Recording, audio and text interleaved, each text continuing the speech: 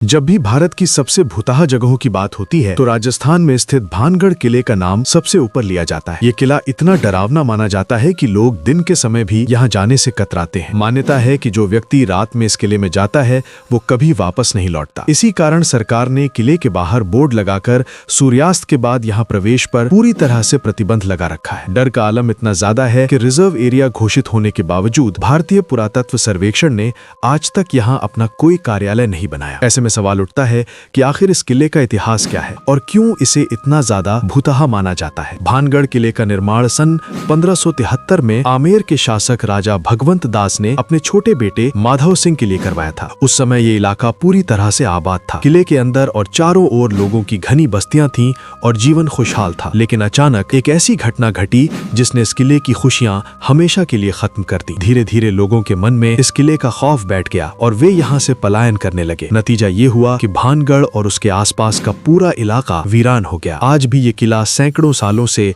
उसी हालत में पड़ा हुआ है। स्थानीय लोग बताते हैं कि किले से आज भी चीखने, चिल्लाने, रोने और अजीब आवाजें सुनाई देती हैं। भानगढ़ के भूतहा होने के पीछे कई कहानियां प्रचलित हैं, लेकिन सबसे प्रसिद्ध कहानी है राजकुमारी रत्नावती की। कहा जाता है कि वो बेहद खूबसूरत थीं और उनकी खूबसूरती के चर्चे दूर दूर तक थे। कई राजकुमार उनसे विवाह करना चाहते थे, लेकिन उन्होंने किसी का प्रस्ताव स्वीकार नहीं किया। एक दिन जब राजकुमारी अपनी सहेलियों के साथ बाजार गईं, तो वहां सिंधिया सेवड़ा नामक एक तांत्रिक ने उन्हें देखा। वो काले जादू में माहिर था और राजकुमारी की सुंदरता पर मोहित हो गया। उसने इत्र की एक शीशी पर तंत्र मंत्र कर दिया ताकि राजकुमारी उसके वश में हो जाए। लेकिन राजकुमारी को सच्चाई पता चल गई। उन्होंने वो इत्र एक पत्थर पर फेंक दिया। कहा जाता है कि उस पत्थर में काला जादू समा गया और वो लुढ़कता हुआ सिंधिया सेवड़ा की ओर बढ़ा, जिससे उसकी मौत हो गई। मरने से पहले उसने पूरे किले को शाप दे दिया कि यहाँ रहने वाला हर व्यक्ति दर्दनाक मौत मरेगा और उनकी आत्माएं यहीं भटकती रहेंगी। कुछ समय बाद भानगढ़ और अजबगढ़ के बीच भयानक युद्ध हुआ,